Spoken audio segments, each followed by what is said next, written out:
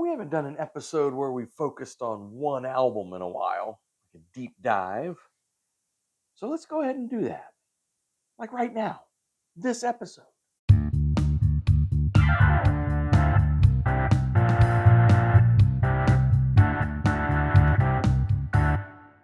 Hey guys, welcome to Amity Tracks. And we're going to focus on one record in this episode. It's kind of an appreciation, deep dive, get into the stories. We're going to talk about Crosby, Stills, Nash, and Young's Déjà Vu from 1970. Great album, of course. Photos in there. So let's talk about this record. Yeah, in order to do that, we got to kind of back up a little bit and talk about Crosby, Stills, and Nash first coming together. David Crosby of the Byrds, he had been kicked out or left, depending on whose story you believe.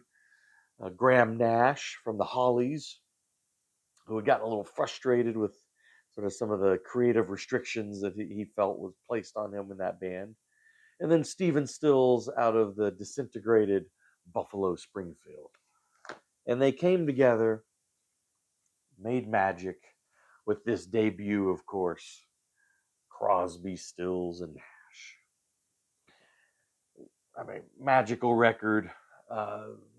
Really, I think one of the characteristics of this record is just how together they were, right? I mean, they sound tight and together and of the same purpose. This doesn't, but I think this is fascinating for that reason. So, anyway, so they record this album, huge hit. The issue was, though, that in the studio, it was primarily Stephen Stills who had done almost all the instrumentation on that debut album. I played most of the lead guitars, the bass, the organ. I don't know if they did some of the drums. I think they got someone else to come in and do some of that. But really, the other two guys only sort of played some rhythm guitar on their songs or acoustic on their own songs, acoustic guitars, and of course all the harmonies and the vocals and all of that. Problem is when Crosby, Stills, and Nash want to go out on the road on tour. Stephen Stills can't be playing all that stuff at once, so they had to kind of augment that band. And so, as far as on here, they get Dallas Taylor to come in on drums, and this young guy named Greg Reeves to come in on bass. But they also felt they needed a little bit more guitar muscle. And Graham Nash and David Crosby could play some rhythm, but they're not like lead guitar players. And they felt that Stills needed someone else to kind of play off of in that lead guitar position. Well, Atlantic record head Amit Ertegun suggested, why not your old Buffalo Springfield buddy, Neil Young? It was kind of funny because Stills like balks, at first. He's like, I mean, he had just gotten out of this situation dealing with sort of the impossible personality of Neil Young, right? And Stills is like, Graham Nash wasn't excited. Mainly, Nash wasn't excited about it because he didn't know Neil. He'd never met Neil, so he's like, I don't want to bring kind of this new personality into this magic that we have here, right? Crosby thought it was cool, but Crosby was crazy. So, but they kind of molded over. Nash did meet with Neil, and Neil kind of won him over, and Stills kind of grudgingly said, all right. So they invite Neil Young in. And Neil Young, being Neil Young, of course, has his own demands. So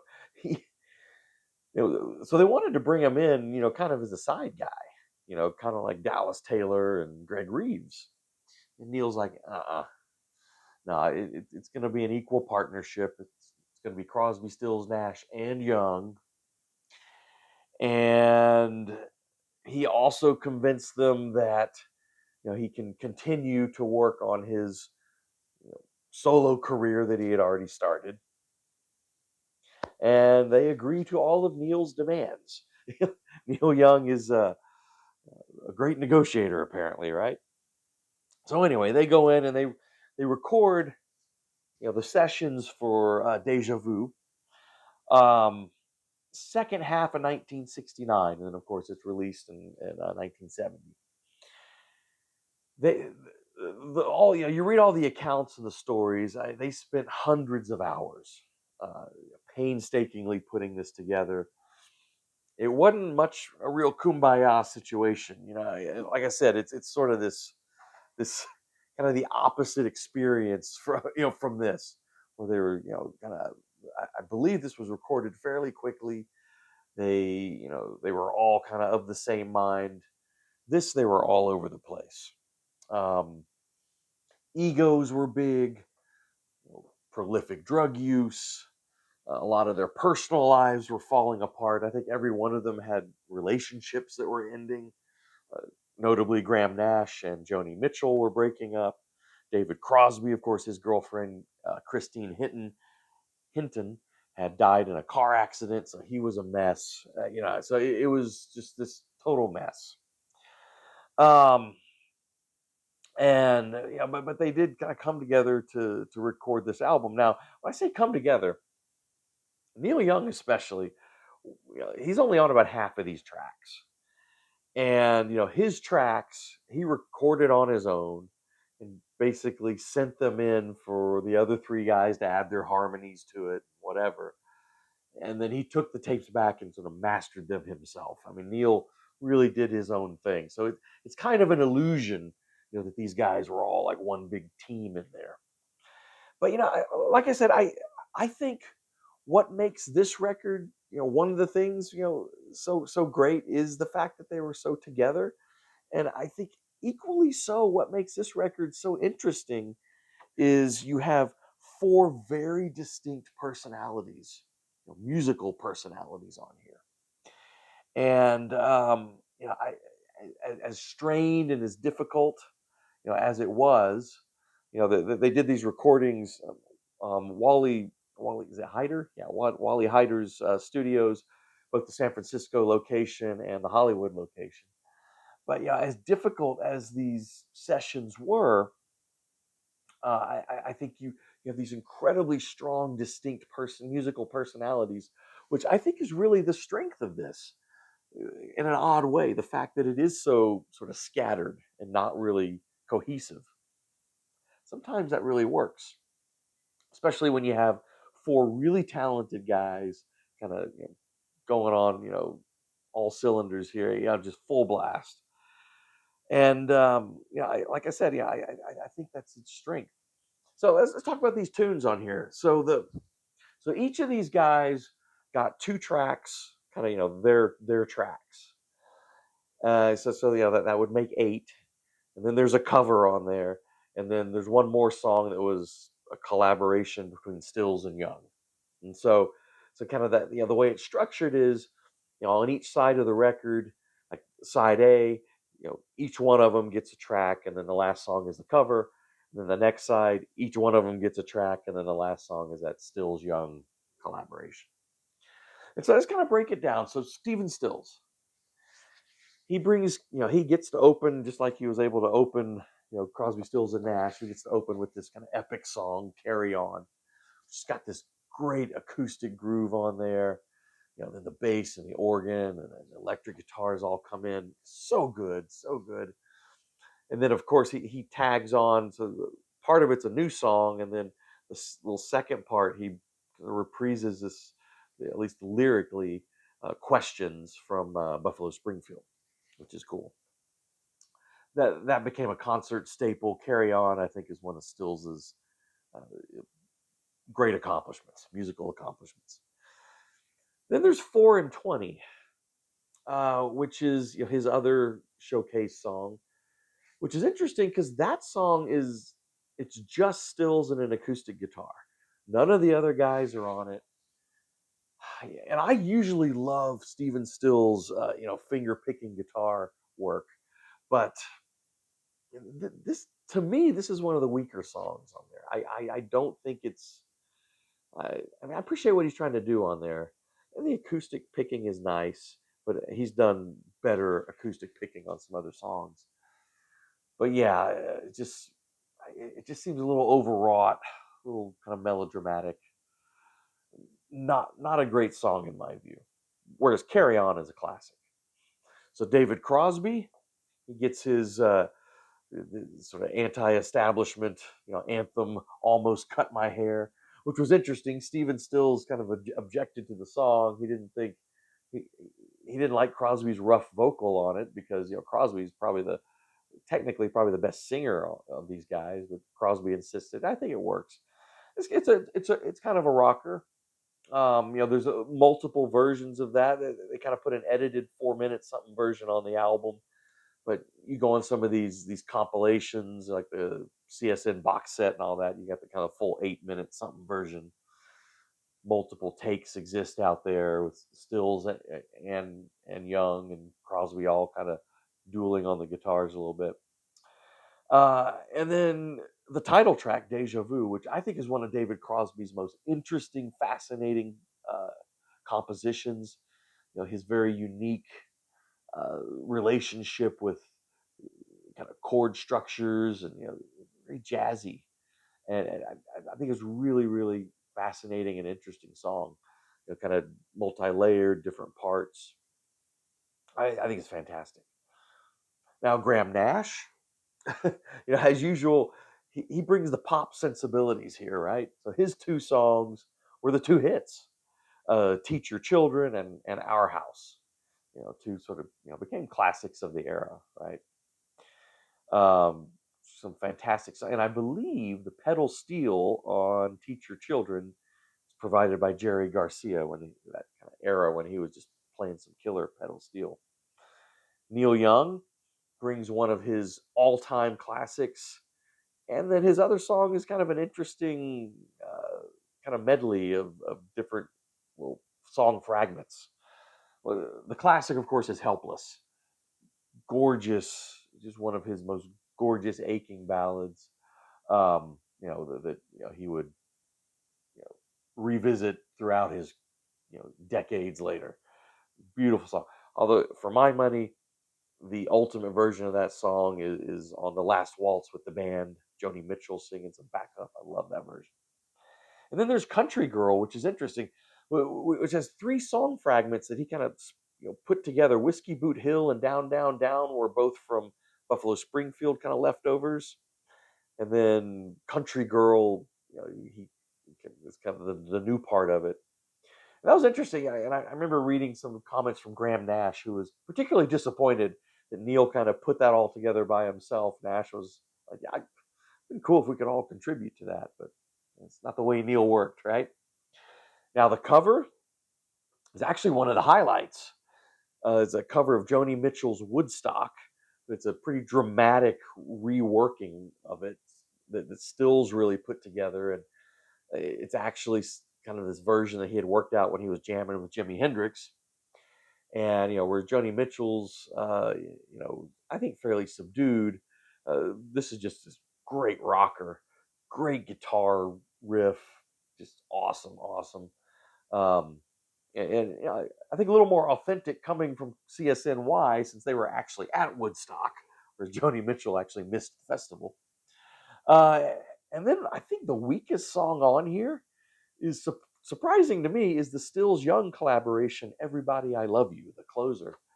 To me, that is a clear kind of throwaway. They needed another track, and for one of the rare times where Neil and Steven sort of collaborated on the writing of a song that should be pretty awesome.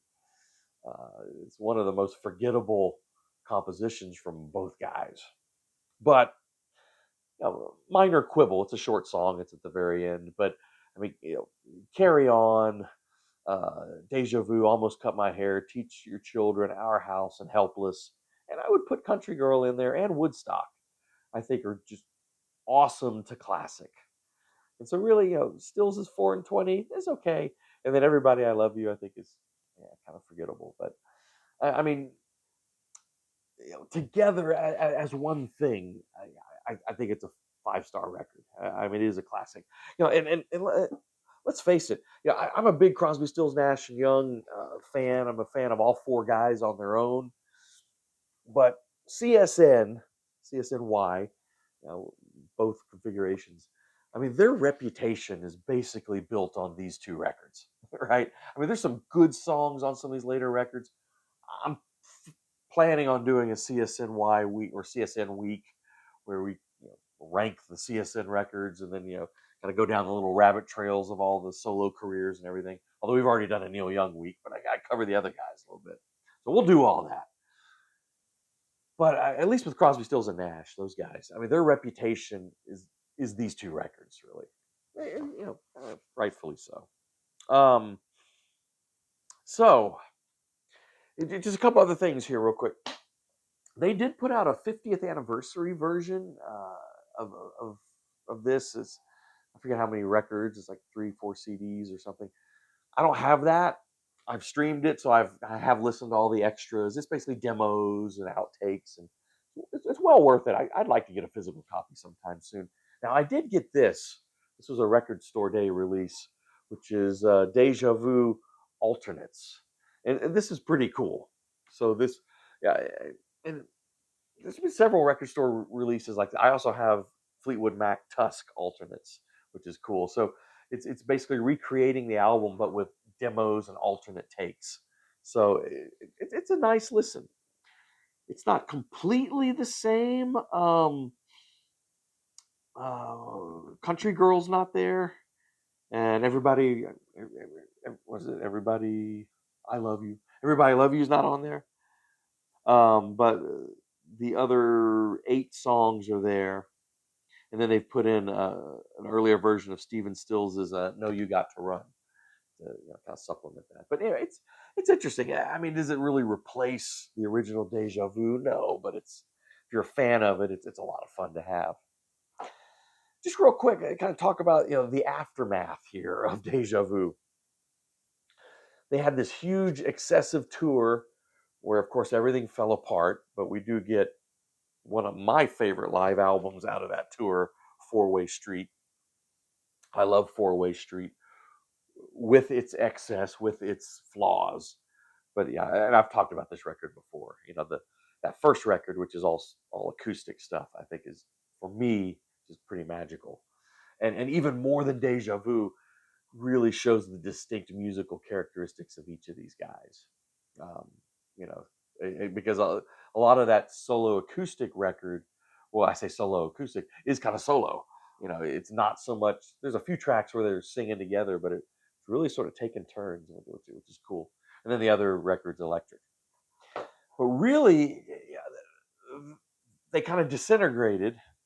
And what's really fascinating is in the next year, 1971, each one of these guys released a solo album, all 4 of which uh, are highlights of their careers.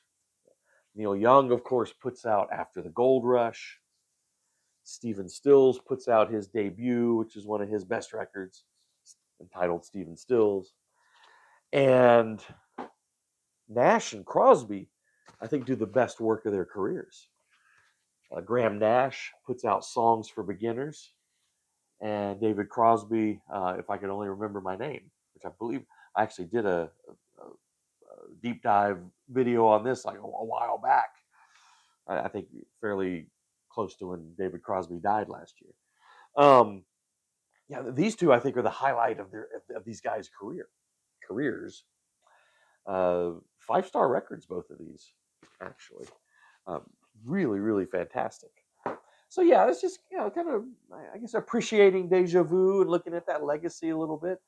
They really would kind of disintegrate. The 4 of them would come back together in 1974 and do another world tour or a huge tour that was also a disaster, and then they fell apart again.